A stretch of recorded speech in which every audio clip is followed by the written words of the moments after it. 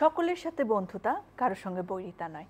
বাংলাদেশ পররাষ্ট্রনীতির মূল ভিত্তি এটি হলেও দেখা যায় দেশের স্বার্থ রক্ষায় কারো স্বার্থের সঙ্গে আমাদের মাঝে মাঝে ক্ল্যাশ তৈরি হয়, মাঝে মাঝে হয়তো মিলে যায়, সত্যিকারের বন্ধুতা তৈরি হয়। বাংলাদেশের উন্নয়নের ক্ষেত্রেও আমাদের যে প্রতিবেশী রাষ্ট্র রয়েছে তাদের সঙ্গে আমাদের নানা ধরনের কাজ করতে হয়, পররাষ্ট্রনীতিও আমাদের রয়েছে। কেমন চলছে আমাদের আশেপাশের দেশগুলোর সঙ্গে আমাদের পররাষ্ট্রনীতি, তাদের সঙ্গে আমাদের স্বার্থ সংশ্লিষ্টতাই আসলে কতটা, সেই সব কিছু নিয়ে কথা হবে আজকে টু দ্য পয়েন্টে। প্রিয় দর্শক, যারা চ্যানেল আইয়ের পর্দায় চোখ রাখছেন আপনাদের সকলকে স্বাগত জানাচ্ছি সাম্প্রতিক বিষয় নিয়ে চ্যানেল আইয়ের বিশেষ অনুষ্ঠান মেট্রোসেম টু দ্য পয়েন্টের আজকের আয়োজনে। সাথে আছে আমি দীপ্তি, এবং আজকে আমার সঙ্গে কথা বলার জন্য স্টুডিওতে উপস্থিত রয়েছেন জনাব শমশের মোবিন চৌধুরী বীর বিক্রম, চেয়ারপারসন তৃণমূল বিএনপি। আপনাকে স্বাগতম। আমাদের সঙ্গে রয়েছেন মেজর জেনারেল অবসরপ্রাপ্ত সৈয়দ মোহাম্মদ ইব্রাহিম বীর প্রতীক, এমপি, চেয়ারম্যান, বাংলাদেশ কল্যাণ পার্টি। আপনাকে স্বাগতম। এবং আমাদের আজকের বিষয়, প্রিয় দর্শক, আমরা নির্ধারণ করেছি রোহিঙ্গা, ভারত ও চীন ইস্যু। আমি শমশের মোবিন চৌধুরী বীর বিক্রম আপনাকে দিয়ে শুরু করতে চাই। শুরুতে আমি আপনাদের দুজনকে অনেক ধন্যবাদ জানাচ্ছি আমাদের মাঝে আসার জন্য, এবং আপনারা দুজন আমাদের জাতির শ্রেষ্ঠ সন্তান, বীর মুক্তিযোদ্ধা, এবং শমশের মোবিন চৌধুরী আপনি বীর বিক্রম, যুদ্ধাহত মুক্তিযোদ্ধা। যদি জানতে চাই, আপনি বাংলাদেশ রাষ্ট্রের পররাষ্ট্র সচিব ছিলেন বাংলাদেশ সরকারের এক সময়, এবং আমেরিকায় বাংলাদেশের রাষ্ট্রদূত ছিলেন। সেই জায়গায় ভারতে সম্প্রতি তাদের লোকসভার নির্বাচন হয়ে গেল। তারপরে আসলে ভারতের সাথে যে আমাদের সম্পর্ক, তার সমীকরণ কি কোনো কিছু বদলাবে, নাকি আগের মতোই চলতে থাকবে, কি মনে করেন? ধন্যবাদ। আরও ধন্যবাদ যে আপনারা আমাদের দুজনেরই যে মহান মুক্তিযুদ্ধে যে অবদানটা ছিল সেটার কথা উল্লেখ করার জন্য।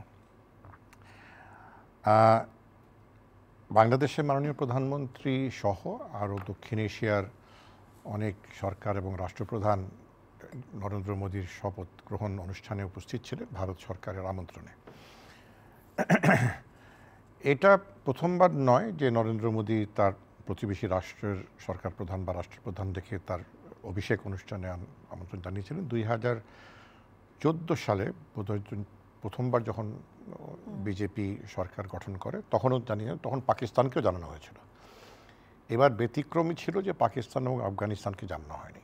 আফগানিস্তান যদিও সার্ক ভুক্ত রাষ্ট্র, যেহেতু আফগানিস্তানের এই তালেবান সরকারের সাথে ভারতের সম্পর্ক নেই বা সেইভাবে সম্পর্ক নেই, জন্য আর পাকিস্তান তো স্বাভাবিক, এটা সকলেই জানে। বিষয়টা হচ্ছে যে বাংলাদেশের প্রধানমন্ত্রী ভারত দিল্লি অবস্থান থাকাকালীন উনি রাতে ওই নৈশভোজের পরে, যেটা ভারতের রাষ্ট্রপতি নৈশ দিয়েছিলেন, তারপরে ভারতের প্রধানমন্ত্রী নরেন্দ্র মোদীর সাথে একান্ত বৈঠক করেন। সেই একান্ত বৈঠকের আলাপ আলোচনা বিস্তারিত আমরা কিছু জানতে পারিনি, গণমাধ্যমেও তেমন কিছু দেখিনি। সকলেই আশা প্রত্যাশা বা অনুমান করেছে কি আলাপ হতে পারে, না আলাপ হতে পারে। এছাড়া ভারতের যে সাবেক পররাষ্ট্রমন্ত্রী, ধরে নেওয়া হচ্ছে উনি এবারও পররাষ্ট্রমন্ত্রী হবেন, যেহেতু মন্ত্রিসভার ওনাকে ইতিমধ্যে অন্তর্ভুক্ত করা হয়েছে, সুব্রমণ্যম জয়শঙ্কর, তিনিও এসে আমাদের প্রধানমন্ত্রীর সাথে বেশ সময় কাটিয়েছেন, অনেক কথা বলেছেন, এবং বিরোধী দলের কংগ্রেসের নেতৃবৃন্দ সাথে খুব উষ্ণ পরিবেশে বৈঠক হয়েছে। সেটা অনেকটা ব্যক্তিগত সম্পর্ক বাংলাদেশের প্রধানমন্ত্রী যে গান্ধী পরিবারের সাথে রয়েছে দীর্ঘদিনের, সেটারই প্রতিফলন হয়তো। তবে রাহুল গান্ধীর সাথে আলাদা একটা বৈঠক হয়েছে যেদিন প্রধানমন্ত্রী দিল্লিতে পৌঁছালেন বিরোধী দলের নেতা হিসাবে। তো এটা নিয়ে ধরে নেওয়া যায় যে বাংলাদেশের প্রধানমন্ত্রীর প্রতি ভারত সরকারের একটা সম্মান, একটা শ্রদ্ধা, এবং তার সাথে কাজ করার যে তাদের ইতিহাস আমরা দেখেছি সম্প্রতি, সৌহার্দ্য সম্পর্ক, সেটার একটা চিত্র পরিষ্কার হয়ে উঠে এসছে। তবে সাধারণ মানুষের মনে যে প্রশ্নটা এসে যায় বারবার, যে আমরা কি পেলাম, আমরা কি পাবো। ঠিক আছে, সরকার প্রধানকে তারা আতিথেয়তা দেখেছে, উষ্ণতা দেখিয়েছে, আন্তরিকতার পরিচয় দিয়েছে, এবং বাংলাদেশের প্রধানমন্ত্রী ভারতে এই জুন মাসেই একটা দ্বিপাক্ষিক সফরের কথা ছিল। শুনতে পাচ্ছি সেটা বোধহয় আপাতত স্থগিত করা হচ্ছে, জুন মাসে হয়তো হবে না, কবে হবে, নতুন হবে, এটা এখনও জানা যায়নি। আজকে আবার গণমাধ্যমে এসেছে সেপ্টেম্বরে হয়তো মাননীয় প্রধানমন্ত্রী ভারতে দ্বিপাক্ষিক সফরটা করলেন। তাহলে কি এই যে অভিষেক অনুষ্ঠানে বাংলাদেশের প্রধানমন্ত্রীর উপস্থিতি এবং ভারতের প্রধানমন্ত্রী এবং পররাষ্ট্রমন্ত্রীর সাথে যে আলাপ আলোচনা, এটাতে দ্বিপাক্ষিক বিষয়গুলো অনেক গুরুত্ব পেয়েছে কিনা। আমি যতটুকু জানতে পারলাম উভয়ের পক্ষের থেকে যারা বাংলাদেশের প্রধানমন্ত্রী সফরে ছিলেন বাংলার পক্ষ থেকে এবং ভারতের পক্ষ যারা এই সফরে আলোচনার সঙ্গে জড়িত ছিল, যে ভারত সরকার বলেছে যে আমাদেরকে একটু গোছাতে সময় লাগবে। মানে কি গোছাতে সেটা এখনো পরিষ্কার আমি করতে পারিনি। একটা হলো যে তাদের আভ্যন্তরীণ রাজনৈতিক এবার জোট সরকার এবং নীতিশ কুমার এবং চন্দ্রবাবু নাইডু উপরে জনাব মোদি কতটুকু আস্থা রাখতে পারবেন না, ওনাদের ইতিহাস নিয়ে একটা তর্ক বিতর্ক রয়েছে ভারতে, সেটা হয়তো গোছাবার একটা বিষয় রয়েছে। আভ্যন্তরীণ সরকার গঠন, রাজনীতি এবং কী কী রাজনীতি হবে। পররাষ্ট্রনীতির ক্ষেত্রে হয়তো তেমন কোনো পরিবর্তন আসবে না, তবে পররাষ্ট্রনীতির ক্ষেত্রে বাংলাদেশ ভারত দ্বিপাক্ষিক ক্ষেত্রে যদি আমরা ধরে নিই, যেটা গণমাধ্যমে আপনারা বলছেন যে ধারাবাহিকতা থাকবে, এটা কোনো পরিবর্তন হবে না, ব্যক্তিগতভাবে আমি এই ধরনের বক্তব্যকে আমি বলবো যে আমি হতাশ হই। আমি পরিবর্তন চাই, সম্পর্কের উন্নয়ন চাই। এই সম্পর্কে ধারাবাহিকতা মানে চুক্তি হচ্ছে, এই উন্নয়নটা আসলে কোন কোন জায়গায় হতে পারে সেটা নিয়ে এরপরে আপনার কাছে আসবো। আমি একটু মেজর জেনারেল অবসরপ্রাপ্ত সৈয়দ মোহাম্মদ ইব্রাহিম বীর প্রতীক আপনার কাছে আসতে চাই। শুরুতে অভিনন্দন জানাই যে আপনি এইবারে দ্বাদশ জাতীয় সংসদে সাংসদ হিসেবে নির্বাচিত হয়েছেন, সেজন্য কেমন যাচ্ছে আসলে আপনার রাজনৈতিক জীবন? কক্সবাজার জেলার একটি আসনে আপনি এমপি, সেখানকার পরিস্থিতি কেমন যাচ্ছে সবকিছু? আপনাকে অনেক ধন্যবাদ দীপ্তি চৌধুরী। আপনার সঙ্গে আমার প্রথম ইন্টারাকশন এরকম একটা টক শোতে, এবং আপনার নির্বাচনী এলাকা সম্বন্ধে বা আমার রাজনৈতিক অভিজ্ঞতা, নতুন অভিজ্ঞতা সম্বন্ধে জানতে চেয়েছেন, অনেক ধন্যবাদ। তার আগে সম্মানিত দর্শক শ্রোতা সকলের প্রতি আমার পক্ষ থেকে শুভেচ্ছা এবং শ্রদ্ধা। আসসালামু আলাইকুম এবং বিসমিল্লাহির রহমানির রহিম বলেই আমার বক্তব্যটা শুরু করি। তো এটা একটা নতুন অভিজ্ঞতা, যেহেতু জীবনে প্রথমবার এমপি হয়েছি। আর দ্বিতীয় হলো, এলাকাটা আমার জন্মস্থান না, যদিও চট্টগ্রাম পুরাটাই আমার জন্মস্থান আমি বলতেই পারি। আর তৃতীয় হলো, চকরিয়া এবং পেকুয়া জনগণের পক্ষ থেকে আপনার মাধ্যমে সম্মানিত দর্শক শ্রোতাকে আমি ওনাদের পক্ষ থেকেও শুভেচ্ছা জানাই। নিশ্চয়ই তারা দেখছেন। ওখানে নির্বাচিত না হলে আমার জীবনের কিছুটা অভিজ্ঞতা অপূর্ণ থাকতো। আমরা যারা টক শো করি, অন্তত আমি 2001 সাল থেকে টক শো করি। 2001 সাল থেকে এমন সময় গিয়েছে যখন 3টা জামা গাড়িতে থাকতো, 3টে টেলিভিশন শোতে একই সন্ধ্যায় যেতাম বিভিন্ন টাইমে। খুব ফ্যাশন সচেতন তাহলে আপনি, রাইট, বদলাতে হয়। অ্যাবসলিউটলি। তো এখন ওখানে যাওয়ার পরে জনগণের তৃণমূল শব্দটা একেবারে গ্রাসরুট, কুড়ে ঘরের বাসিন্দা, বিলের পাড়ের বাসিন্দা, খালের পাড়ের বাসিন্দা, পাহাড়ের পাদদেশের বাসিন্দা, আবার বড় লোক, পৌরসভায় 4তলা বাড়ি আছে, প্রত্যেকের যে ভিন্ন ভিন্ন কিছু কিছু সমস্যা আছে, সেটা আমি চকরিয়া পেকুয়াতে গিয়েই সরেজমিনে প্রত্যক্ষভাবে নিরেট ভেজাল ছাড়া অর্জন করতে পেরেছি। সেটা আমার জন্মস্থান হাটাদারিতে আমি নির্বাচনের আগে এত আসা যাওয়া করেছি, কিন্তু এক্স্যাক্টলি ওই অভিজ্ঞতার অর্জনের সুযোগটা পাইনি। কারণ এখন মানুষ আমার কাছে সমস্যাগুলো নিয়ে আসে, তাদের সমাধান দিতে গেলে আপনাকে সমস্যাটা উপলব্ধি করতে হবে। আমাদের জাতীয় সমস্যার অন্যতম হলো মারামারি, কাটাকাটি, মামলা যে জট আমরা শুনি, এই মামলা আমাদের একটা জাতীয় সমস্যায় রূপান্তরিত হয়েছে। দখল বেদখল একটা জাতীয় সমস্যা, মানসিকতার সমস্যা এটা। আর আপনাকে জানায় রাখি, বাংলাদেশের জনগণের উদ্দেশ্যে বলে রাখি, চকরিয়া পেকুয়া যেখানে আমি নির্বাচিত হয়েছি, এটা হলো দুটো জিনিসের জন্য বলতে গেলে, শব্দটা আমি প্রতীকী অর্থেই বলছি, রাজধানী, প্রাণকেন্দ্র, চিংড়ি উৎপাদন, এক্সপোর্টেবল, রপ্তানিযোগ্য, আরটা হলো লবণ উৎপাদন। তো আপনাদেরকে যদি যেতে চান সাংবাদিক ভাইরা বা আগ্রহী কেউ যোগাযোগ করবেন, নিয়ে যাব। আরেকটা জিনিস আমি এখানে বলে রাখা ভালো, যেটা অ্যাকচুয়ালি অপ্রীতিকর অভিজ্ঞতা, সেটা হলো সংসদ সদস্য হওয়ার পর থেকে বৈরী রাজনৈতিক পক্ষ আমার চরিত্র হননের জন্য 24 ঘন্টা লাগা থাকে, ফেসবুকে, হোয়াটসঅ্যাপে, ভাষণে ইত্যাদিতে।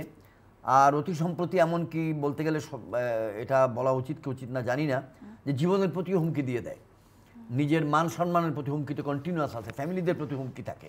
তো রাজনীতিটা আমাদের দেশে এতটা নিচু লেভেলে চলে যাবে এটা আমি কল্পনা করি নাই, যদি আমার সংসদ সদস্য আমি রিয়েলাইজ করতাম না।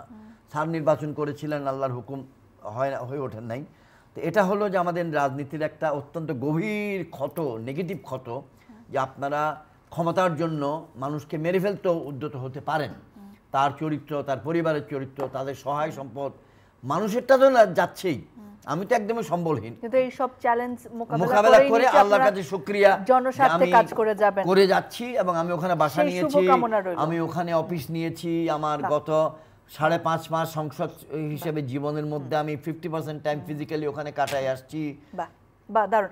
আমরা তাহলে বিষয়ে চলে আসি একেবারে। আপনি যে প্রশ্নে আসছিলেন, একদমই তাই। রোহিঙ্গা কথাটি যেখানে আসে সেখানে আসলে আপনার নির্বাচনী এলাকার একেবারেই কাছে 50 থেকে 60 কিলোমিটার দূরে হয়তো রোহিঙ্গা যে ক্যাম্পগুলো রয়েছে, সেই জায়গায় আসলে মিয়ানমারের কথাটা চলে আসে। মিয়ানমার রাষ্ট্র এবং বাংলাদেশের মধ্যে একটা সমঝোতা না হলে বা কোনো একটা যদি চুক্তি না হয়, তাহলে মিয়ানমারের জনগণকে বাংলাদেশ আর কতদিন আসলে রাখবে? রোহিঙ্গাদের প্রত্যাবর্তন নিয়ে আসলে বাংলাদেশ সরকারের অগ্রগতি কতটা, বর্তমান অবস্থাটা আসলে কি? আমার নির্বাচনী এলাকা থেকে এটা 50-60 কিলোমিটার, একটু বেশি হবে, 70-এর মতো হয়ে যাবে। কারণ কক্সবাজার জেলাটাই হলো আমার চকরিয়া উপজেলা সদর থেকে 50 কিলোমিটার, আর কক্সবাজার জেলা থেকে আবার আনাদার 20-30 কিলোমিটার হলো উখিয়া, যেখানে থেকে ক্যাম্পগুলো শুরু হয়।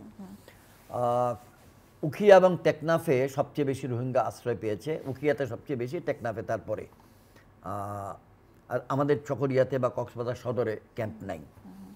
আর আমার নির্বাচনী এলাকার সঙ্গে কাছাকাছি না হলেও আপনার মাধ্যমে জানায় রাখি যে আমি ডাইরেক্টর অফ মিলিটারি অপারেশনস ছিলাম ব্রিগেডিয়ার ইব্রাহিম 1990 জুন থেকে 1993 মে পর্যন্ত।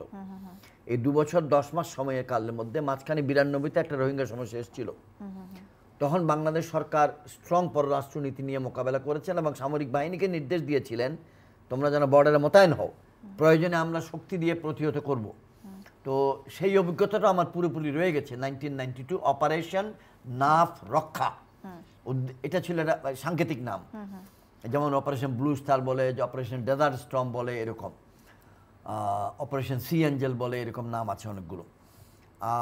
দ্বিতীয় হলো, আজকে হচ্ছে আপনার সঙ্গে আলাপ করতেছি আমরা 12 জুন তারিখে রাত্রেবেলা, এখন বাজে 15টা। আর 1.5 মাস গেলে বা 1.5 মাস, প্রায় 2 মাস গেলে আগস্ট মাসের 17 তারিখ, আগস্ট মাসের 25 তারিখ আসবে। 17 তারিখে প্রথম গন্ডগোলটা শুরু হয়, 25 তারিখে ফায়ারিং শুরু হয়, 27 তারিখ থেকে রোহিঙ্গারা আসা শুরু করে। প্রথম 3 দিন মাননীয় প্রধানমন্ত্রীর নির্দেশে তাদেরকে বর্ডার ক্রস করতে দেওয়া হয়নি, রিসিভ করা হয়নি। পরে তিনি মানবিক কারণে অ্যালাউ করেছেন। আর আমি প্রথম ওদেরকে দেখতে যাই সেপ্টেম্বর মাসে। 11 সেপ্টেম্বর তারিখে আমরা রমনা ইনস্টিটিউশনে, রেস কোর্সের কাছে ইঞ্জিনিয়ার্স ইনস্টিটিউশনে গোল টেবিলে আলোচনা করেছিলাম জাতীয় ভিত্তিতে, আমি ব্যক্তি মুক্তিযোদ্ধা ইব্রাহিমের আহ্বানে, যে রোহিঙ্গাদেরকে রিসিভ করা হোক। পৃথিবীর কাছে আবেদন করেছি, লুক আফটার দেম।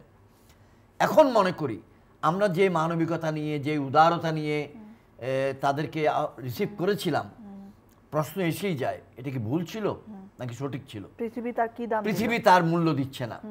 আমরা আমাদের আল্লাহর কাছে, সৃষ্টিকর্তার কাছে জবাব দিতে পারবো। বাংলাদেশের মানুষ জান নিয়ে তাদেরকে সাপোর্ট দিয়েছে, তাদেরকে ত্রাণ সহায়তা দিয়েছে। আন্তর্জাতিক কমিউনিটি অর্গানাইজ হওয়ার আগে, বাংলাদেশ সরকারও অর্গানাইজ হওয়ার আগে, চট্টগ্রামের মানুষ, ঢাকার মানুষ, দক্ষিণবঙ্গের মানুষ, উত্তরবঙ্গ থেকে এসে তাদেরকে রক্ষা করেছে। আমি যেটা ফিল করি, আমি সেই আজকে হচ্ছে 12 জুন, আজকে থেকে ঠিক 7 দিন আগে শুক্রবার আমি আবারও ওই এলাকা দক্ষিণে সফর করতে গিয়েছি। এবার গিয়েছি যে আমি এই জেলাতে একজন এমপি, আমার একটু সফর করে আসা উচিত, কি অবস্থা। 4 বছর আগে আরেকবার গেছিলাম। তার মানে I am in touch with the situation. মনে করুন 8 লাখ রোহিঙ্গা এসেছিল 2017-তে, এখন তাদের জনসংখ্যা 12.5 থেকে 13। একটা পরিবার 4 জনের পরিবার ছিল, এখন সেই পরিবারের সদস্য সংখ্যা 7, 8, 9 হয়ে গেছে।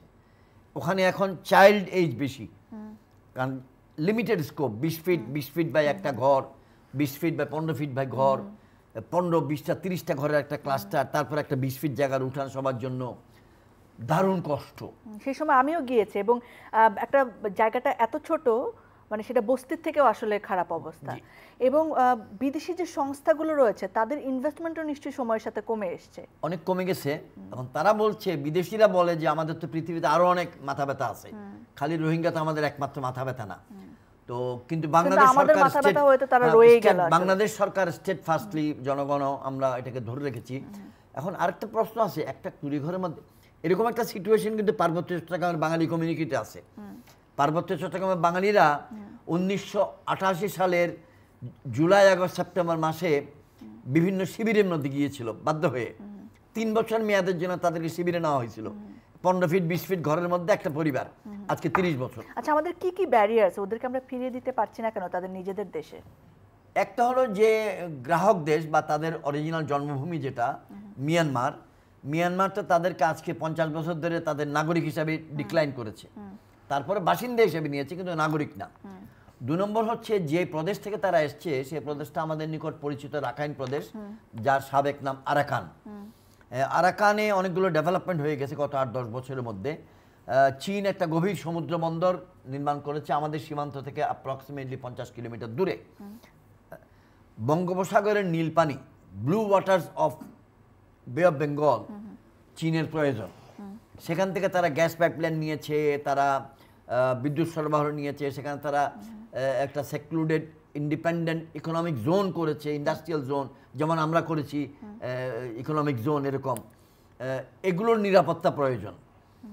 সব কিছু মিলিয়ে আমি যেটা খোলামেলা একদম ঠাস ঠাস বলতে চাই, সেটা হলো ইন্ডিয়া এবং চায়না, তার মধ্যে চায়না 80% আমার মতে অ্যান্ড 20% ইন্ডিয়া, এই দুইজনের প্রত্যক্ষ সমর্থন, সহযোগিতা, আগ্রহ, উৎসাহ ব্যতীত এই সমস্যা আমাদের পক্ষ থেকে সমাধান করা মুশকিল। আর এই জিনিসটা নিয়ে আমি যদি আবার শমশের মবিন চৌধুরী আপনার কাছেই আসতে চাই, যে আমরা কেন আসলে যখন রোহিঙ্গাদেরকে আমাদের দেশে পাঠানো হয় জোরপূর্বক, তখন একটা ক্লেম তো এটা ছিল যে ওরা আসলে বাংলাদেশের নাগরিক। তো এতদিন ধরে আমরা যখন তাদেরকে রাখছি, এটাকে আসলে এই জায়গাতেই থাকলো যে আমরা অন্য দেশের নাগরিককে মানবিকভাবে ঠাঁই দিয়েছি, নাকি আমরাও আসল প্রকারান্তরে মেনে নিয়েছি তারা আমাদের জনগণ ছিল? এক সময় এটাই প্রতিষ্ঠিত হবে কিনা, আমরা কেন এখনো তাদেরকে ফিরিয়ে দিতে পারছি না, আপনার কি মনে হয়? দেখেন, স্থায়ীভাবে রোহিঙ্গারা বাংলাদেশে থাকবে এটা তো কারোই চিন্তার ভেতরে বা নীতিতে এটা নেই। তারা রোহিঙ্গারা মিয়ানমারের বাসিন্দা, তাদেরকে নাগরিকত্ব দিয়েই মিয়ানমারকে ফেরত নিয়ে যেতে হবে। বাংলাদেশের মাননীয় প্রধানমন্ত্রী বারবার বলেছেন যে এই রোহিঙ্গার সমস্যা মিয়ানমারই শুরু করেছে, মিয়ানমারকে সমাধান খুঁজে বের করতে হবে। এটা পরিষ্কার বিষয়, সকলেই একই মত। এখন চীন এবং ভারতের ভূমিকা নিয়ে অনেক প্রশ্ন ওঠে, যে চীন কি জেনারেল ইব্রাহিম তো রীতিমতো মানে গণিতের মতো হিসাব দিয়ে দিলেন, 80% চীন, 20% ভারত, তেমন কোনো ভূমিকা রাখছে না যে রোহিঙ্গারা অচিরে সেখানে ফেরত যেতে পারে। তো শুধু চীন বা ভারতের উপর নির্ভর করাটাই বোধহয় আমাদের একটা, মানে যদি আপনাদের মনে সেটা থাকে, একটা ভুল হবে এ কারণে যে প্রিয় দর্শক, আমরা রয়েছে চ্যানেল আইয়ের সকল ডিজিটাল মাধ্যমে, ফেসবুক, ইউটিউব সহ। যে এখন বর্তমানে মিয়ানমারের আভ্যন্তরীণ যে পরিস্থিতি, সেখানে শত শত, কেউ বলে বিচ্ছিন্নবাদী, কেউ বলে সংগ্রামী গোষ্ঠী বা যোদ্ধা গোষ্ঠী, তারা মিয়ানমারের এই সামরিক জনতার বিরুদ্ধে একটি সশস্ত্র অভিযান চালাচ্ছে বিভিন্ন জায়গা থেকে, এবং এদের সাথে সরাসরি জড়িত রয়েছে যে অং সান সুচির যে দলের, তাদেরকে এই সামরিক বাহিনী তাদেরকে ক্ষমতাচ্যুত করলো জোরপূর্বক, অসাংবিধানিকভাবে, এবং সেখানে তারা জোর করে সে ক্ষমতা ধরে রেখেছে। তাদের বিরুদ্ধে মিয়ানমারের বিভিন্ন জায়গায় ক্ষোভ সমাবেশ এবং সশস্ত্র সংগ্রাম চলছে। এই যে সশস্ত্র যুদ্ধ বলেন বা আন্দোলন বলেন চলছে, এদেরকে অস্ত্রায়ন করছে কারা? কেউ না কেউ তো অস্ত্রায়ন করছে এদেরকে হয়তো নেপথ্যে রাজনৈতিক সমর্থন বা সহযোগিতা, তাদেরকে মানসিক সাহস জোগানো কে করছে? এটা তো অন্য কেউ বাইরের থেকে না করলে তো এটা করতে পারতো না। আমরা যখন মুক্তিযুদ্ধ করি, আমাদের তো মূল সাহায্যের ওই মুহূর্তে, হ্যাঁ, বাংলাদেশের জনগণ, সামরিক বাহিনী, পুলিশ, ইপিআর সকলে মিলে দেশের মুক্তির জন্য যুদ্ধ করেছেন, কিন্তু ভারত তো একটা বিরাট সহায়ক শক্তি ছিল তখন। তো এখন এদের সহায়ক শক্তি কারা? এই প্রশ্নটার বোধহয় উত্তরটা খুঁজে বের করতে হবে আমাদের। আমি অতি সম্প্রতি থাইল্যান্ডে ছিলাম, এবং থাইল্যান্ডে আমি নীতি নির্ধারকদের একটা গোষ্ঠীর সাথে আমি দীর্ঘ বৈঠক করেছি। সেই বৈঠকে থাইল্যান্ডের অনেক মেধাবী ব্যক্তিগণ, বিশেষ করে সাবেক একজন পররাষ্ট্রমন্ত্রী এবং বর্তমান পররাষ্ট্রমন্ত্রী একজন প্রতিনিধিও সেই বৈঠকে এসেছিলেন। তাদের মতামত হলো, এটা তাদের মতামত, যে বাংলাদেশ তোমরা রোহিঙ্গা নিয়ে শুধু আলাপ করছো, কিন্তু সেখানে পরিস্থিতি এবং পরিবেশ সৃষ্টি না হলে তো ওই রোহিঙ্গারা ফেরত যেতে পারবে না। তার জন্য 5 বছর, 10 বছর, 15 বছর, 20 বছর, 25 বছর লাগতে পারে। তোমাদের যেখানে মূল ফোকাসটা হচ্ছে, যেটা আসিয়ান এখন যেটা করছে, সেটা হলো যে এই সামরিক জনতাকে ক্ষমতাচ্যুত করা, এবং সেখানে একটা গণতান্ত্রিক সরকার এবং প্রাদেশিক সরকার সহ এই যারা এখন সশস্ত্র যুদ্ধ করছে মিয়ানমারের জনতার বিরুদ্ধে, তারা কিন্তু স্বাধীনতার জন্য যুদ্ধ করছে না। তারা সকলেই চাচ্ছে স্বায়ত্তশাসিত প্রদেশ, স্বায়ত্তশাসিত শান বলেন, চীন বলেন। এবং এদের সাথে বলা হয় চীন জড়িত, চীন এদেরকে অস্ত্রায়ন করছে, সহায়তা। এদের তো রীতিমতো প্রশিক্ষক একাডেমি আছে, তারা অস্ত্র উৎপাদন করছে, গোলা বারুদ পাচ্ছে, এবং একের পর এক তারা জায়গা দখল করে নিচ্ছে। এবং আপনারা সকলেই জানেন যে মিয়ানমারের পুরোপুরি সামরিক বাহিনী হলে আধা সামরিক বাহিনী অনেকেই বাংলাদেশে এসে আশ্রয় নিয়েছে এদের বিরুদ্ধে। এর সঙ্গে জড়িত হয়েছে আরাকানি যোদ্ধারা। এবং ন্যাশনাল ইউনিটি গভর্নমেন্ট যেটা, এটা তো এই সরকারের, এই সামরিক সরকারের বিরুদ্ধে। থাইল্যান্ডের এখন যদিও সরকার প্রধান হচ্ছেন শ্রেতা প্রধানমন্ত্রী, পররাষ্ট্রমন্ত্রীর নাম হচ্ছে মাসির, দুইজনই কিন্তু সরাসরি থাকসিন সিনাওয়াত্রা, যে থাইল্যান্ডের একসময় খুব প্রভাবশালী প্রধানমন্ত্রী ছিলেন, পররাষ্ট্রমন্ত্রী ছিলেন 1 বছরের জন্য, কিন্তু পরে উনি খুব প্রভাবশালী একজন প্রধানমন্ত্রী ছিলেন, এবং এই দক্ষিণ পূর্ব এশিয়াতে তার একটা অবস্থান তিনি সৃষ্টি করে নিয়েছিলেন। তাকে সামরিক বাহিনী ক্ষমতাচ্যুত করেছিল। এই শ্রেতা এবং মাসির দুজনই থাকসিন সিনাওয়াত্রার পছন্দের এবং বাছাই করা লোক, অর্থাৎ এই সরকারের উপরে থাকসিন সিনাওয়াত্রার একটা বড় প্রভাব রয়েছে। এটাকে বলা হয় রিমোট কন্ট্রোল। তবে এবার রিমোট কন্ট্রোল থাকসিন তার বোনকে দিয়ে করছে না, তার পছন্দের লোককে দিয়ে করছে। এবং গত মাসে থাকসিন সিনাওয়াত্রা একটা বৈঠক করে চিয়াংমাই অঞ্চলে, থাইল্যান্ডের উত্তরে, এই ন্যাশনাল ইউনিটি গভর্নমেন্টের সদস্যদের নেতৃবৃন্দর সাথে, এবং সেখানে এই সশস্ত্র গোষ্ঠীর প্রতিনিধিরা ছিলেন।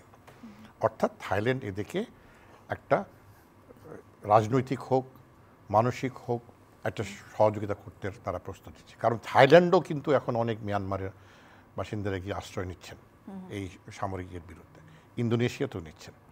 তো এখানে জোট যেটা হয়েছে, তারা বলে যে আসিয়ান ত্রয়কা, অর্থাৎ আসিয়ানের সাবেক চেয়ারপারসন সেটা লাওস,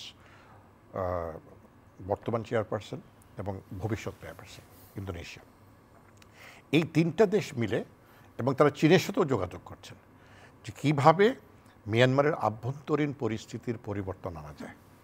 একটা গণতান্ত্রিক সরকার, প্রাদেশিক সরকার সহ একটা ভারতের মতো ফেডারেল স্টেট যেটা বলা হয়, তখন এই রাখাইন অঞ্চলে এমন সুযোগ হবে যে রোহিঙ্গারা নির্বিঘ্নে নিরাপদে ফেরত যেতে পারবে। তার জন্য বাংলাদেশকে অপেক্ষা করতে হবে। তবে তারা এইটাও, এই মাসিরের যে ব্যক্তি আমার সাথে সেই বৈঠকে ছিলেন, তিনি পরিষ্কার ভাষায় বলেছেন যে এই আসিয়ান ত্রয়কার সাথে বাংলাদেশ সরাসরি যোগাযোগ রাখা উচিত। আমি জানি না, আমি জানি না, সেটা আমার জানা মতে নেই। বাংলাদেশ কথা হচ্ছে না, তারা আবার বিচ্ছিন্নবাদী, তাদেরকে আমরা কেন করব, এটা নিয়ে আমাদের কোনো হবে কিনা। এই সামরিক সরকার তো আপনাকে কিছু দিচ্ছে না, বরং আপনার জন্য একটা সমস্যা হয়ে দাঁড়িয়েছে। কারণ এই রোহিঙ্গাদের বিতাড়িত করেছে তো সামরিক সরকার, অং সান সুচিকে সামনে রেখে নেপথ্যে তো মূল ভূমিকা রেখেছে এই সামরিক জান্তা বাহিনী।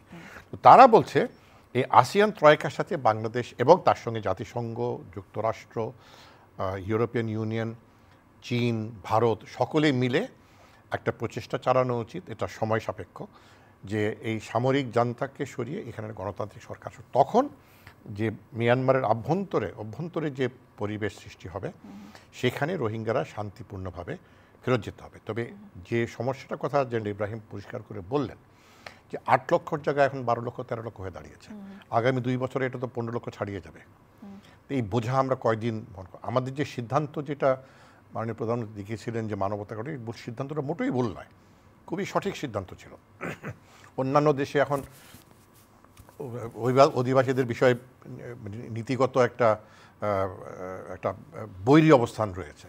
ইউরোপিয়ান ইউনিয়নের পার্লামেন্টের ইলেকশনটা হয়ে গেল, সব কিছু হলো মাইগ্রেশনের উপরে, যারা মাইগ্রেশনের বিরোধী। সেখানে বাংলাদেশের মতো দেশ, যেখানে আমাদের অর্থনৈতিক সামাজিক চ্যালেঞ্জ যেখানে অনেক রয়েছে, সেখানে আমরা 12 থেকে 13 লক্ষ রোহিঙ্গাকে আমরা আশ্রয় দিচ্ছি, তাদের থাকার ব্যবস্থা করছি।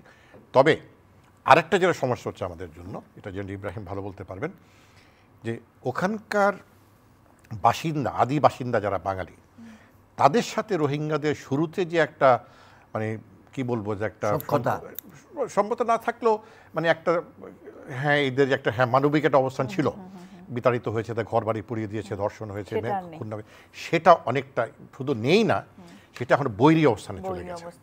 এইটাই আমাদের আইন শৃঙ্খলা এবং নিরাপত্তার ক্ষেত্রে কিন্তু একটা নেতিবাচক হুমকি। অনেক ধন্যবাদ আপনাকে।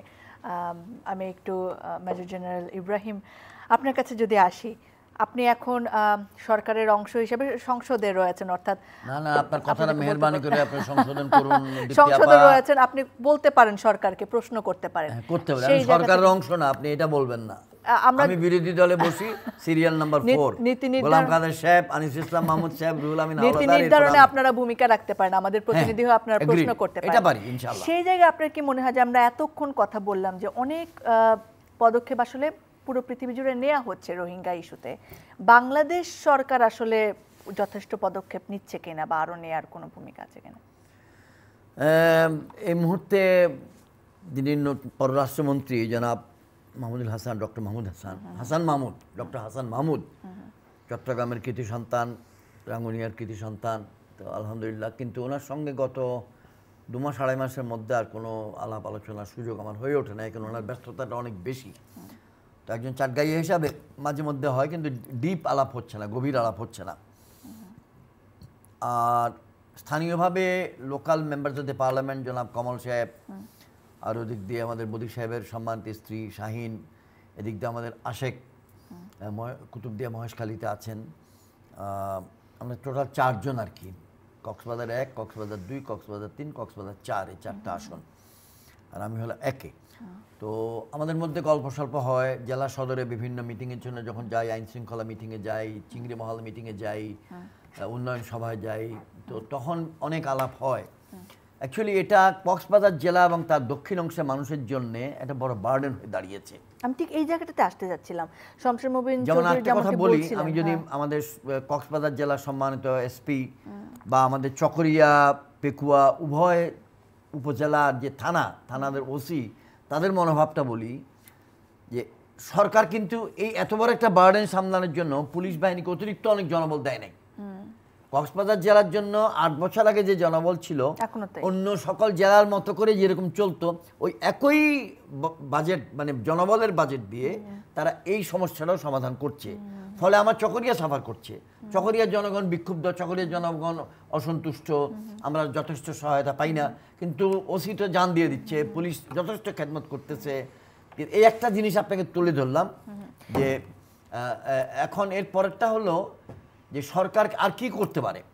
আমার মনে হয় শমশের মুবিন চৌধুরী সাহেব এগ্রি করবেন, স্যার আমার সঙ্গে এগ্রি করবেন, যথাসম্ভব প্রথম দিকে আমরা একটা ট্র্যাক ফলো করেছি, সেটা হলো বাইলেটারাল সম্পর্ক, বাইলেটারাল আলোচনার মাধ্যমে আমরা এই সমস্যাটা সমাধান করতে চেয়েছি। আমার মনে হয় আর কি, ইন হাইন্ডসাইট, পিছনের দিকে তাকিয়ে এখন আমি মনে করি এটা আমাদের জন্য ভুল ছিল।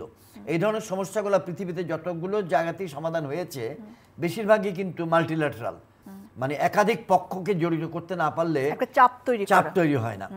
তো এটা একটা, যেমন আর কেউ যদি বলে যে চকরিয়া পেকুয়ার মানুষের কষ্ট আছে, এই কষ্টটা কিন্তু এই রোহিঙ্গা সমস্যা না থাকলে একটু কম হতো। আমি সেই জায়গাটা আসতে যাচ্ছিলাম, কম হতো। এই যে নিরাপত্তার জায়গাটা, এবং আজকের পত্রিকাতেই যেটা খুবই ভয়ঙ্কর একটা ব্যাপার, যে টেকনাফ থেকে আমরা যদি সেন্ট মার্টিনের যে রোডটা, সেখানে মিয়ানমার থেকে গুলি হচ্ছে গত 7 দিন ধরে। এটা কেন হচ্ছে, কিভাবে আটকাবে, জনগণের জন্য যারা ওই পথে ঘুরতে যান কিংবা মাছ ধরতে যান তাদের জন্য বন্ধ করে দেওয়া হয়েছে ওই যাতায়াত, এইভাবে কি চলতে পারে কিনা? এটা আমাদের জন্য একটা নিরাপত্তার প্রশ্ন না, জাতীয় নিরাপত্তার প্রশ্ন। মানে রোহিঙ্গা 8 লাখের জায়গায় 11.5-12 লাখ হয়েছে, সবাই তো খারাপ মানুষ না, তাদের মধ্যে আবার বিদ্রোহী মনোভাবাপন্ন ব্যক্তি আছে, যারা ইনসার্জেন্সি বা সশস্ত্র বিদ্রোহের প্রতি পক্ষে মত দেয় এমন লোক আছে, তাদের মধ্যে এবং আমাদের স্থানীয়দের মধ্যে ইয়াবা ব্যবসার সঙ্গে জড়িত মানুষ আছে। ইয়াবা ব্যবসা এই পুরো অঞ্চলে অনেক বেড়ে গিয়েছে, আমরা দেখেছি অনেক সময়। এবং এটা এমন একটা জায়গা যাদের পক্ষে সম্ভব, তারা যদি একটা অ্যাটলাস বা ম্যাপ বের করে দেখতে চায়, মিয়ানমার নামক একটি দেশ, বাংলাদেশ নামক একটি দেশ এবং ইন্ডিয়া নামক একটি দেশের মিলিত স্থান হচ্ছে আমাদের পূর্ব দিকের সীমান্তে এক জায়গায়। এবং এই এলাকাটাকে বলা যেতে পারে গোল্ডেন ট্রায়াঙ্গেল আর ব্ল্যাক ট্রায়াঙ্গেল। এর মধ্য দিয়ে চলে চোরা কারবারি, এর মধ্যে দিয়ে চলে অস্ত্র, এর মধ্যে দিয়ে চলে ইনসার্জেন্টদের ট্রেনিং ইত্যাদি ইত্যাদি। তো আমার উপজেলার সঙ্গে নাক্যংছড়ির কাছে, আমার উপজেলার সঙ্গে লামা কাছে, আমি যেখানকার নির্বাচিত সংসদ সদস্য, আমাদের চকরিয়া পেকর অনেক মানুষের সঙ্গে আত্মীয়তার সম্পর্ক আছে, ব্যবসা বাণিজ্যের সম্পর্ক আছে, গরু আনা নেওয়ার সম্পর্ক আছে, অনেক কিছু। তো এখন ওই লবণের জাহাজ যায়, লবণের বড় বড় নৌকা যায়, বাট যায় আমাদের উপজেলাগুলো থেকে চট্টগ্রামের দিকে আসে, বরিশালের দিকে যায়, ওগুলো পথের মধ্যে ডাকাতি হয়। এবং সেই ডাকাতির মধ্যে এখন দেখা যাচ্ছে যে মিয়ানমার থেকে আসা ডাকাতরা আমাদের ডাকাতগুলোর সঙ্গে মিলেমিশে এক কাজ করেছে, কমন পারপাজে একটা অপারেশন করছে তারা। এটা একটা বিরাট হুমকি। আর আপনি যে গোলাগুলির কথাটা বললেন, এই গোলাগুলি তো শুধু গত 7 দিন এর আগেও হয়েছে। এবং তারা একটা ম্যাপও পাবলিশ করেছিল, if I am not wrong sir, যেখানে বার্মা দেখাইছিল সেন্ট মার্টিনকে তাদের অংশ। এটা বাংলাদেশ সরকার তাৎক্ষণিক ঠিক না স্যার, তাৎক্ষণিক প্রতিবাদ দিয়েছি, আমরা প্রতিবাদ দিয়েছি। তো উদ্দেশ্য হচ্ছে মিয়ানমার চাইবে আমাদের জায়গা ওদের না, সেন্ট মার্টিন দ্বীপটিকে, যেটা বাংলাদেশের দ্বীপ, মিয়ানমার তাদের নতুন একটা মানচিত্র ছাপাইছে, যেখানে দেখাইছে যে এটা বার্মার অংশ। তো বাংলাদেশ সরকার, বাংলাদেশ, আমরা জাতিগতভাবে জাতীয়ভাবে সবাই এটার উপরে সোচ্চার হয়ে প্রতিবাদ করেছি। তো আমি যেটা আপনার মাধ্যমে বলতে চাচ্ছি, আপনার প্রশ্নটা ছিল বাংলাদেশ সরকার যথেষ্ট পদক্ষেপ নিয়েছে কিনা। তার উত্তর আমি একটা বলেছি যে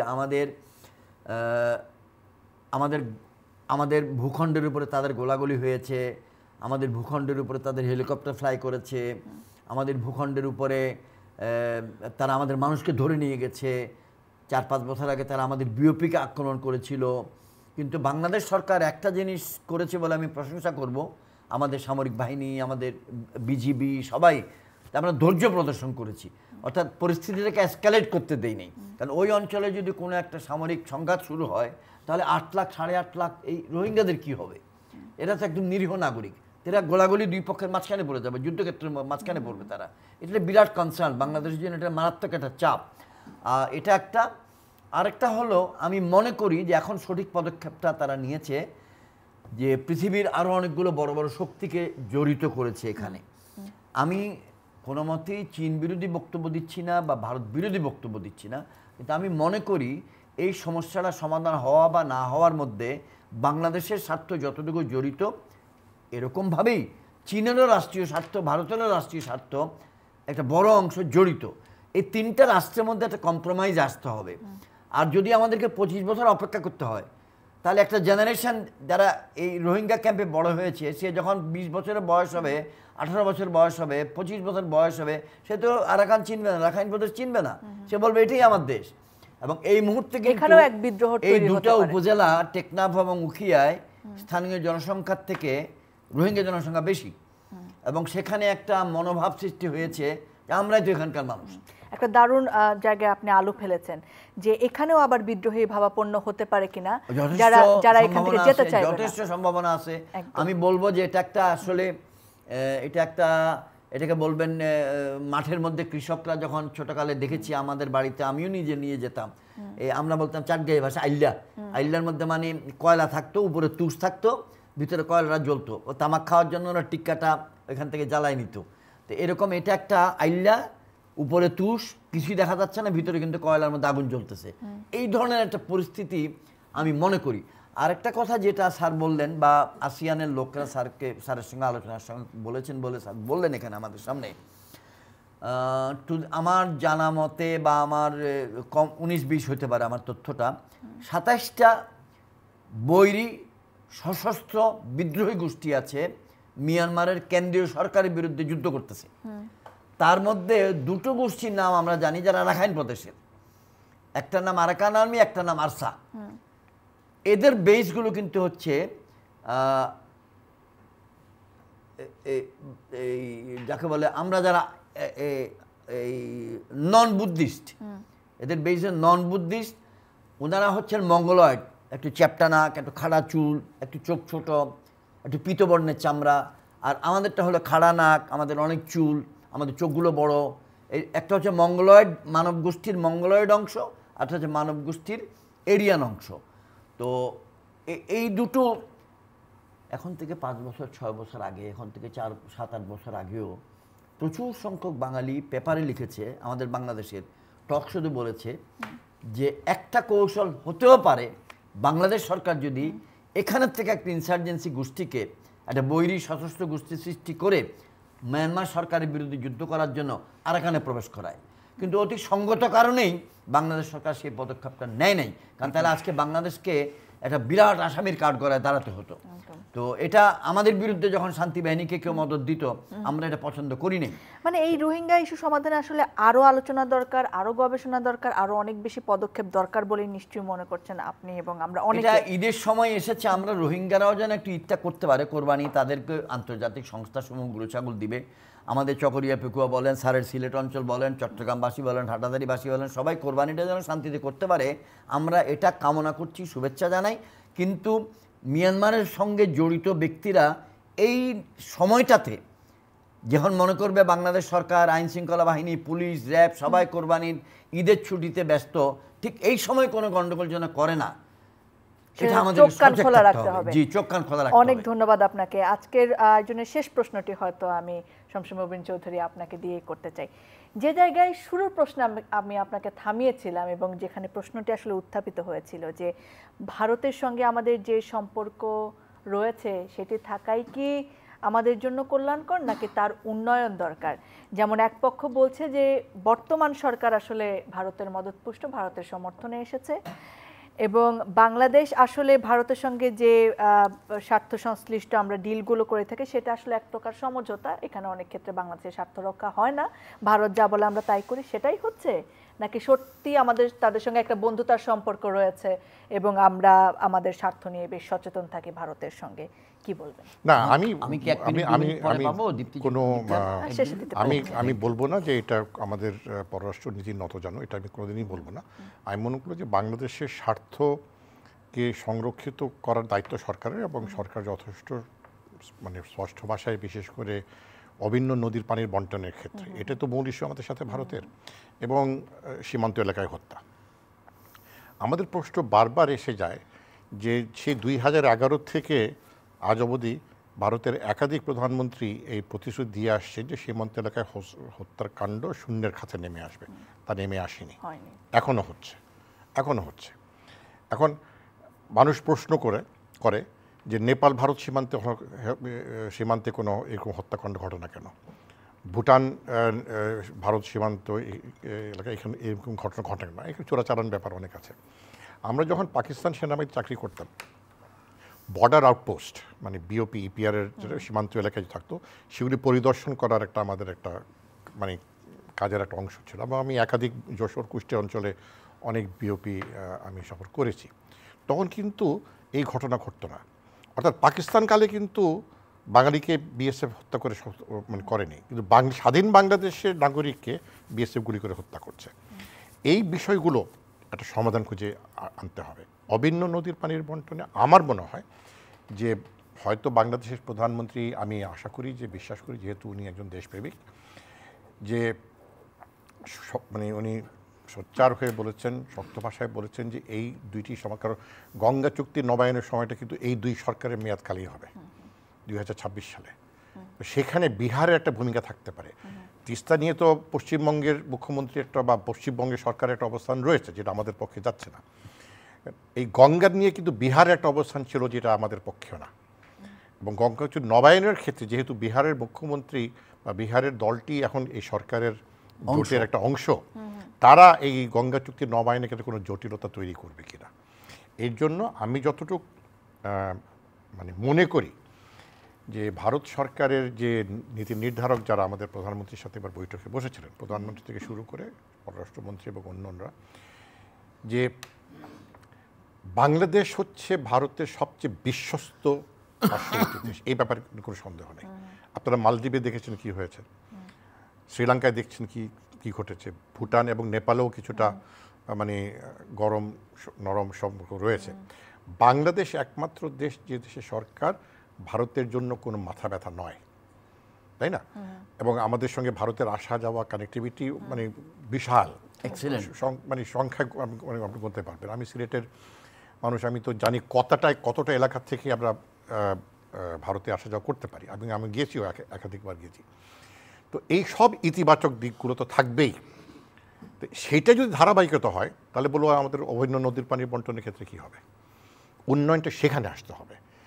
যেসব অমীমাংসিত বিষয়গুলো যেগুলো রয়েছে, বিশেষ করে অভিন্ন নদীর পানির বন্টন এবং সীমান্ত এলাকায় হত্যাকাণ্ড। এছাড়া ভারতের অর্থায়নে যেসব প্রকল্প বাংলাদেশে হচ্ছে এগুলো কিন্তু কোনোটাই সমালোচনা করার কোনো সুযোগ নেই। এখানে ট্রেড, আমরা শুধু ভারত বাংলাদেশের বাণিজ্য নিয়ে কথা, দ্বিপাক্ষিক বাণিজ্য কথা বলছি, 10-12 বিলিয়ন ডলার আমাদের ঘাটতি। চীনের সাথে আমাদের 21 বিলিয়ন ডলার ঘাটতি। সেটা আমরা সেই কথাটা আমরা বলি না কেন? ভারতের থেকে আমরা প্রথম 45 বছর লেগেছিল আমাদের 1 বিলিয়ন ডলার রপ্তানির খাতে আসতে। 1 বিলিয়ন থেকে 2 বিলিয়নে যেতে মাত্র 5 বছর লেগেছে। অর্থাৎ ভারত যথেষ্ট মানে সুযোগ সুবিধা করে দিয়েছে, তৈরি করেছে বাংলাদেশের পণ্য, বিশেষ করে তৈরি পোশাক। আপনি দিল্লিতে বড় বড় দোকানে যান, কলকাতায় বড় বড় দোকানে যান, চেন্নাইতে বড় বড় দোকানে যান, বোম্বাইতে যান, মেড ইন বাংলাদেশ মানে তৈরি পোশাক ভরপুর। মার্কস অ্যান্ড স্পেন্সার্স এর দোকানগুলো যে রয়েছে দিল্লিতে, আমি নিজে চোখে দেখা, প্রতিটি জিনিস মেড ইন বাংলাদেশ। সেইখানে মানে এই বাণিজ্যটা কিন্তু মনীষ নয়, বরং এই বাণিজ্যকে, এই আমাদের অর্থনীতির সম্পর্ককে আরও জোরদার করার জন্য যে কম্প্রিহেন্সিভ ইকোনমিক পার্টনারশিপ এগ্রিমেন্ট যেটা ভারতের প্রস্তাবে আছে এবং একটি ফ্রি ট্রেড এগ্রিমেন্ট, এই দিকে আমাদের নজর দিতে হবে। কারণ আজকেও আমি একটা অনুষ্ঠান থেকে আসলাম, সেখানে আমাদের মানে সরকারের পক্ষে লোকেরা বলেছে যে আমাদের এইসব বিষয়ে আলাপ আলোচনা করার দক্ষতা এখন আমাদের গড়ে ওঠেনি। 1975 সালে ভিয়েতনাম তার মানে একীভূত হয়েছে যুদ্ধের মাধ্যমে, আমাদের স্বাধীনতা 4 বছর পরে। আজকে ভিয়েতনামের 17টা ফ্রি ট্রেড এগ্রিমেন্ট আছে সারা বিশ্বে, 17টা, তার মধ্যে 11টা দ্বিপাক্ষিক, 6টা মাল্টিল্যাটারাল। তো ভিয়েতনাম যদি করতে পারে, আমরা কেন করতে পারছি না? এই বাণিজ্য এবং অর্থনীতির ক্ষেত্রে আমাদের অনেক বেশি মানে দূরদর্শিতার পরিচয় দিতে হবে, দক্ষতার পরিচয় দিতে হবে। শুধু ভারতের সাথে আমাদের বাণিজ্যের ঘাটতি এতে এমন করে আমরা ক্ষতিগ্রস্ত হচ্ছি না, কিন্তু চীনের সাথে আবার 21 বিলিয়ন ডলার ঘাটতি। আমেরিকার সাথে কিন্তু আমাদের বাণিজ্য খাত আমাদের পক্ষে বিলিয়ন ডলার আমাদের পক্ষে, ইউরোপিয়ান ইউনিয়নের সাথে একই বিষয়। তো আপনি সেখানে লাভবান হচ্ছেন। আর এই চুক্তি, এই বাণিজ্য আসা যাওয়ার ভারতের সাথে বাংলাদেশের অনেক জিনিস পণ্য আসা যাওয়া করছে, এটা কোনো সমস্যা না।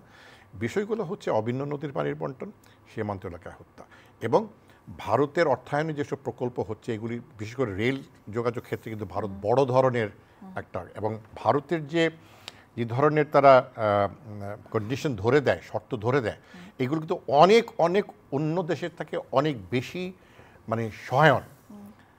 ভারতের সুদের হাল কিন্তু অন্যের চাইতে অনেক কম, সেগুলোর সুযোগ সুবিধা নিতে হবে।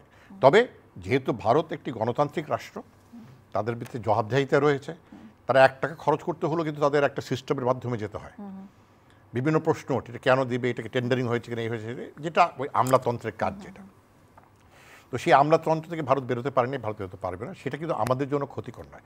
বিষয়টা হচ্ছে যে ভারত যদি বলে এই প্রকল্পতে আমরা 200 মিলিয়ন ডলার দিব, সেটা কিন্তু বিভিন্ন ধাপে ধাপে এটাকে অনুমোদন তারা করতে হয়। প্রধানমন্ত্রী শুধু একটা চিঠি সই করে দিলে হয় না, এই বিষয়টা কিন্তু চিনে নাই, পার্টি যেটা বললো সেটাই হবে। তো এই জন্য আমি বলছি ভারতের সাথে সম্পর্কটা আমাদের ভালো এবং ভারতের সাথে আমাদের স্বার্থ ধরে রাখতে আমরা পেরেছি। মাননীয় প্রধানমন্ত্রী এই ব্যাপারে বোধহয় খুবই শক্ত অবস্থানে আছেন।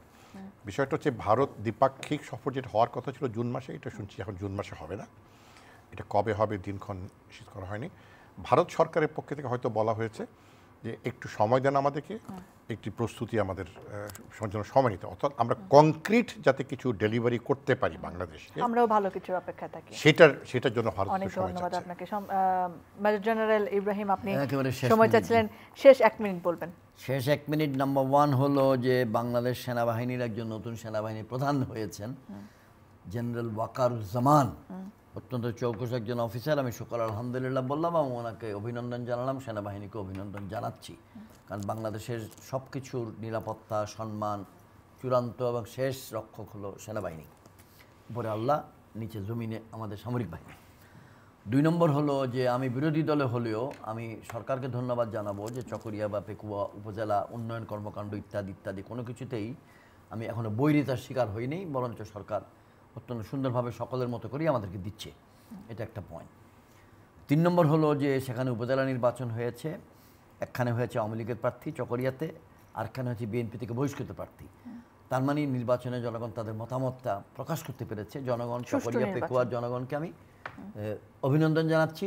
প্রার্থী একজন হলেন জনাব সাফায়েত আজিজ রাজু পেকুয়া এবং একজন জনাব ফজলুল করিম ডাকনাম সাইদি, উনি চকরিয়া, ওনাদেরকে অভিনন্দন জানাচ্ছি। সর্বশেষ স্যারের কথার সঙ্গে একটা পয়েন্ট যোগ করে দিতে চাই ভারত বাংলাদেশ সম্পর্কের ক্ষেত্রে, যেটা একটা বহুদিনের প্রাচীন দাবি। ভারত সরকার যে কোনো কারণে আমাদের দেশের দুটি প্রধানতম রাজনৈতিক দলের মধ্যে একটির সঙ্গে তাদের সম্পর্কটা যতটুকু গভীর, ঠিক অপরটির সঙ্গে ততটুকুই হালকা। এখানে একটা ভারসাম্য আনা প্রয়োজন। পার্টি টু পার্টি না করে যদি এটাকে স্প্রেড করা যায়, জনগণের সঙ্গে সম্পর্কটা ভারত যদি ডেভেলপ করতে পারে, তাহলে আমাদের জনগণের পক্ষ থেকে অনুভূতিটা তাদের পক্ষে বুঝতে ইজি হবে।